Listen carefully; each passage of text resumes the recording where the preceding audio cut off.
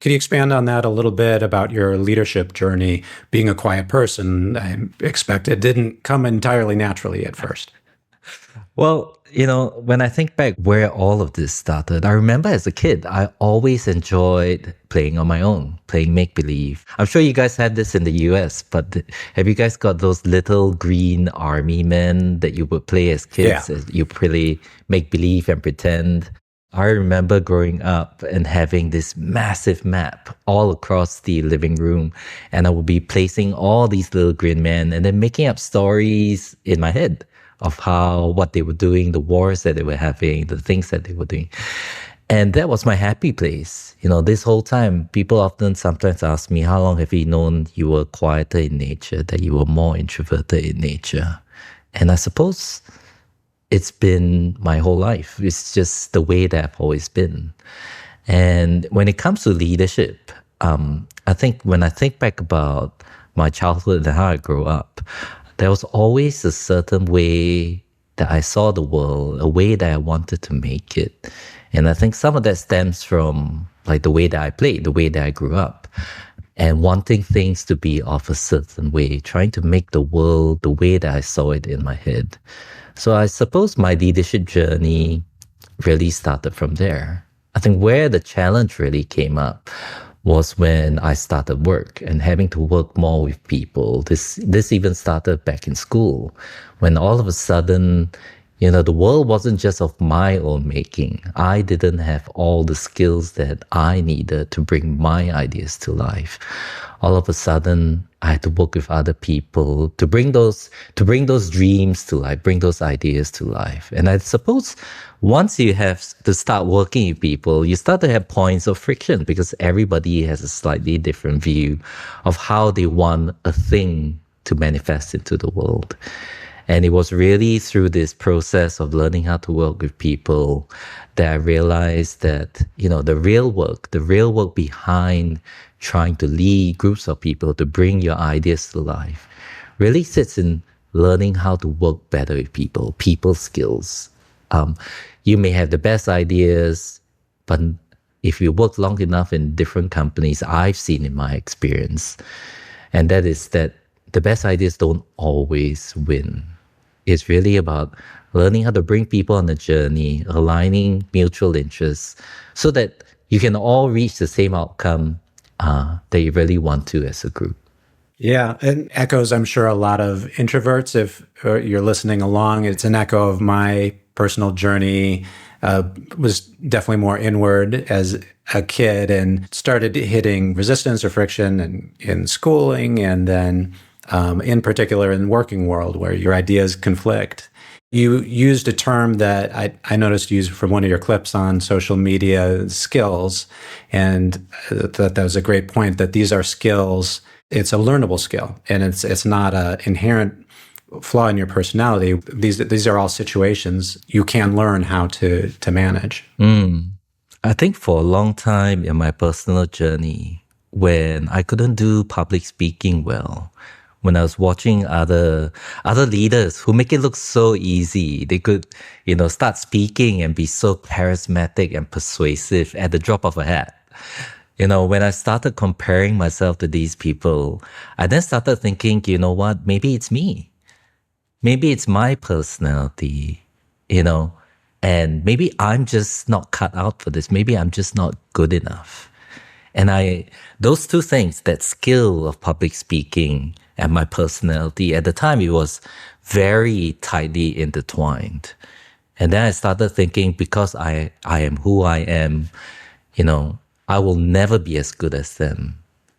But then one day I realized that, you know what, actually, I had enough. I think I can be as good as them. And it's really when I hit that point of trying to pretend to be like them, but never really measuring up. I think after so many experiences of trying that, I just said, no, you know what? There must be a different way. And that I think within me, that desire to lead, that desire to do things well, I think that really drove me to find a different path.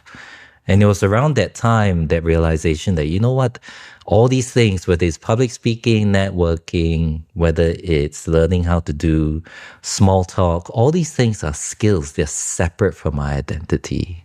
And as soon as that clicked within my head, then I realized that, you know what, skills can be practiced.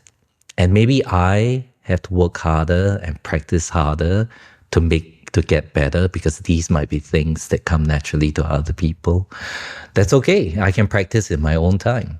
And it was really through this practice and over time, putting my hand up for experiences that I wouldn't have before because I didn't do those things well. It's really through these experiences that I got better and better and better at these things. It's a great insight that you had, that you were able to separate that, because the world is giving you a lot of, as a quieter person, some negative feedback and perhaps telling you that it is your personality. Why aren't you speaking up more? They don't consider you for these speaking opportunities, that sort of thing. And so it must have taken some persistence to continue to work on that and to put yourself out there in those situations. I think I was lucky because where I grew up in Asia, and I hear this kind of stories all the time, being a quieter kid was okay. I remember growing up when other kids were playing in the playground, I might be sitting down and reading a book or playing on my own. And I've heard similar stories where people who were not in Asia, maybe they were in a more Western country, for example. And if I was there and I was growing up and I was a kid in the playground that sat in the corner on my own, whereas every other kid was in the playground playing with other kids, parents might be looking at a child like me and think, what's wrong with him? Why is he not interacting with other kids? Mm-hmm. And I think depending on the culture that you grow in, the context, the environment, the kind of parents that you are, looking at the same kind of behavior could mean completely different things. So I never grew up feeling as if there was something wrong with me. I think that first experience really only came up when I started working with people in the workplace. So in some ways, I think I'm fortunate that my formative years were pretty okay. You didn't have that experience of your beginning early childhood in the Western culture where, my God, he's playing alone in the corner. What are we going to do? That's nice, but you relocated to a more Western culture. And so then you found that you had to adapt and change in these ways. And so you've captured them all in a book. So could you tell us a little bit about that journey? How did you decide to write that? Yes, of course. But before I go into that, I'll share a funny story. One of the strangest things when I first got here to Australia, I moved to Sydney, Australia in 2012, never been here before. And at the time, one of my first brushes with change of culture was really around small talk. Like everybody around, when I went into a restaurant to order food, they'd be asking, how are you? And to be honest, like in parts of Asia, you'll probably find people just say hi. They wouldn't be asking you, how are you? And in the beginning, I took it at face value. They were asking me how I was, and I actually told them. And I quickly realized that, you know what? They're not really asking me how I am. They're really just saying hi. And then that was my first brush with really how people greeted people differently in different cultures. And also then making small talk as a way to open up a conversation before the real talk. All these things, again, were skills that I had to learn that I didn't need to when I was living back home in Asia. But with The Quiet Achiever, it really started back in 2021. A lot of the things that I've written in the book, they were actually part of a talk that I was giving in conferences up until that point. But then every single time I gave these talks at conferences, it took a lot out of me. It took a lot of energy to prepare, to stand in front of large rooms and delivering that talk. But I kept doing it because every single time that I gave that talk, people would come up to me after and say, thank you so much. I've never heard anyone speak about these things. They are so important and I'd love to know more. But then in 2021, I thought I was the only weird person that was still reading books. I thought everyone else is on TikTok, is on Instagram, they're on YouTube. Nobody's going to read a book except me. And I was glad I didn't write the book at the time because at the time I didn't know what the book was going to be. So I pivoted and I started doing online courses on quiet leadership, on how to make small talk, how to network, how to do public speaking well. And it wasn't until 2023 that I decided, you know what, I'm going to try and write the book now. I know what the book needs to be. And that took 3 months to get to a first draft, and then 8 painful months of self editing. The editing process was really tough for me. I must have read and reread and rewritten a book like, I'm not kidding, maybe even 100 times. But I'm glad I went through those edits because I think the book is so much better for it. And then I self-published a book on the 9th of August, which is also the National Day of Singapore. And I think it's been pretty well received. I'm very glad I wrote that book because I work in tech. And I think that book came out at a time when our industry was facing a lot of layoffs, a lot of uncertainty. People still needed help, but maybe they couldn't afford an online course. So, and a book is a lot cheaper. So that's really the journey of how I got to the book and how it came out. That's great. That's a tremendous amount of work to write a book, and really impressive that you self-published. Did other people read it as well? Yeah, I mean, I went into it not knowing what it takes to actually publish a book. Learning how to do it was a journey in and of itself. I found one of the most important things in helping develop the book was really getting opinions from a small trusted group of people whose opinions have really, really mattered to me. And getting their feedback early was key in shaping the book into its final form. Yeah, it's helpful. If we're out here talking about introversion, there's a lot of myths. And so what are some common myths that you like to dispel? Well, I think the first and the biggest one is a lot of people think that being quiet is the same as being shy. And they're not the same thing. Being quiet does not mean that you are shy all of the time. For me, the definition of being shy is really a fear of social judgment. For me, introversion and extroversion, they exist on the spectrum. It's really about where we actually find our energy. Some people use this litmus test on a Saturday night and there's nothing else to do. What would you rather do? Would you rather be at home watching Netflix, or would you rather be out there in a pub, for example, meeting people that you don't know for the first time? If your natural tendency is to be the first one being at home watching Netflix, maybe you're quieter in nature. If your tendency is to be the second one out there meeting people you never met for the first time, maybe you're much more extroverted in nature. It's really about what happens to you when you have stimulation, whether it is meeting people for the first time, maybe it's loud or noisy environments, maybe it's working in an open plan office.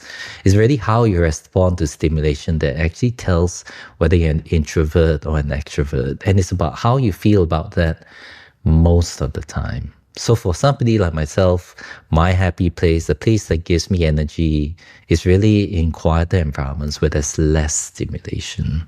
That's probably the first misconception I want to dispel, that being quiet is not the same as being shy. There are times when I actually am both, that I am quiet and I am shy. But doesn't mean that's me all of the time. Also, being an introvert or extrovert, it's not cast in stone. It's not an absolute. When I'm within a small group of friends and we haven't seen each other for a long time, I could be the biggest, loudest extrovert in the group because I feel safe. These are people I haven't seen for a long time. But in that same group, if you suddenly bring one person that I've never met, that I have no idea who that person is, all of a sudden I'll go quiet because that's just me. That's how I am. So who you are, whether you're an introvert or extrovert, it depends on the context and the people that are around you at the time. It's not an absolute. I think that maybe there's only one final misconception, and I see this a lot at work. Just because we are quiet, it doesn't mean that we have nothing to say. I think a lot of times people assume that people like myself, when we are quieter in meetings or in group settings, they see that outer persona and they see that as maybe they might be thinking that I'm disengaged. Maybe they think that I'm not interested. But really what's happening is I'm processing the information differently. I'm thinking before I speak. So it's a very dangerous assumption, especially when you work in teams that are quieter in nature, for somebody to look at their behavior and think that this person is not interested, this person is disengaged, because that might not be true. You can't read other people's minds yet. So just because I'm quiet doesn't mean that I have nothing to say. Yeah, absolutely. And I do want to ask you, because you work in tech, I do too. It's been my experience where I might be one of the louder people in the tech, if it's engineers and product, some technical folks. But then you get into bring in marketing and sales and other people from different departments around the company. It's a different scale. So I'm just wondering if, what was your experience in that and different departments within a company? Yeah, I struggled, especially in group settings. But then one day I asked myself, why does it always have to be a group? I always knew that I built relationships and I enjoyed conversations more when I could have them one-on-one, when this was a person that I could speak to in great depth. I also found that when you speak to people one-on-one, they are more likely to tell you if they don't know something because nobody else is watching. They are also more likely to tell you what they really think. So why is it that the default is always to have these conversations in a big group setting when everybody is present, when everybody is talking at the same time? I don't know if that's the most productive way of doing things all of the time. Sure, some of the time, yes, but I found my own way to have relationships, to build deeper bonds and deeper understanding with my peers. And whether it's marketing, whether it's accounting, whether it's engineering, yes, it sounds like it's going to be a lot more work, but you know what? It works for me. And I found that if I could build consensus, if I can align interests, if I understand where people are coming from beforehand, then when it comes to actually making a high stakes decision later on, and we're in that room with everybody else sitting around that table, I already kind of know like where each person is coming from and what their interests are. So then it becomes so much easier to understand people's perspectives and what they care about when it comes to trying to make one decision as a company and as a group.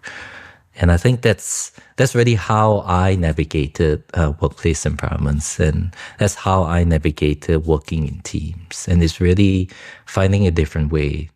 It reminds me, there's a movie about Abraham Lincoln with Daniel Day-Lewis, and he was famously an introverted president. And there's a scene in the movie, he says, I never go into a meeting I don't already know the outcome of. And he had gone, his practice was to go to all the key decision makers in the room, have the conversation beforehand. And so he knew he'd established those, the rapport and gotten to where they needed to go. So by the time that it came to the meeting room, it was more of a formality. That might be extreme for, every company, but it's, I think it's a similar approach that works really well for introverts because we are much more comfortable in one-on-one conversations.